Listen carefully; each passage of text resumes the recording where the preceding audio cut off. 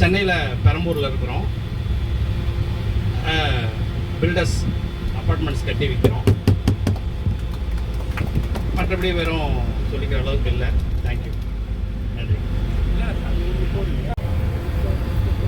உண்மையிலேயே யாருக்குமே ஒரு முக சூழல் இல்லாமல் எல்லாமே ஒரே குடும்பம் மாதிரி வந்தீங்க. அதுக்காக முதல் நன்றி. ரெண்டாவது, அசோக் சாரு நான் பல டூருங்க போயிருக்கேன். குறிப்பாக மதுரைக்காரங்க தான் அரேஞ்ச் பண்ணுவாங்க.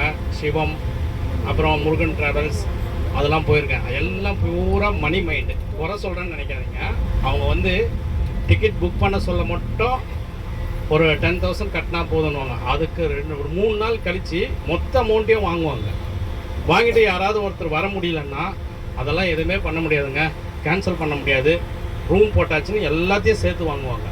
அதனால் இந்த டூரில் போகிறதே எனக்கு கொஞ்சம் ஒரு அந்தளவுக்கு எனக்கு ஒரு மன ஏற்றம் இல்லாமல் தான் இருந்தது. ஆனால் உண்மையிலேயே சொல்கிறேன், ஒரு அசோக் சார் மணி மைண்டுன்றதே கிடையாது. அமௌண்ட்டை எடுத்து சர்ன்னு செலவு பண்ணுறாரு. அவர் கணக்கு கூட வச்சுக்கிறது இல்லை. எனக்கு நல்லா தெரியுது. ஏதோ ஒரு குட்டு மதிப்பாக வாங்குறாரு. அதனால் இது மாதிரி இவர் ஒரு பெஸ்ட்டாக பண்ணி கொடுத்தாருன்றது இதை யார் யூடியூப்பில் பார்த்தாலும் சொல்கிறேன்.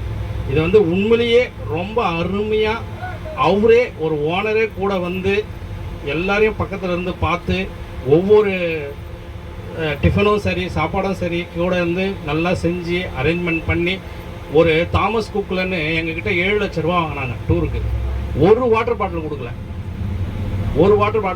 மற்றவங்க என்ன செய்வாங்க, பஸ்ஸு ஏற சொல்ல மட்டும் அந்த டிராவல்ஸ்காரன் ஒரே ஒரு வாட்டர் பாட்டில் கொடுப்பான். அதுக்கப்புறம் காசு தான். இங்கே அப்படி கிடையாது. வாட்டர் பாட்டில் எங்கே பார்த்தாலும் வாட்டர் பாட்டில் அப்படியே பேட்சாக வச்சிடறாரு வாட்டர் பாட்டில்.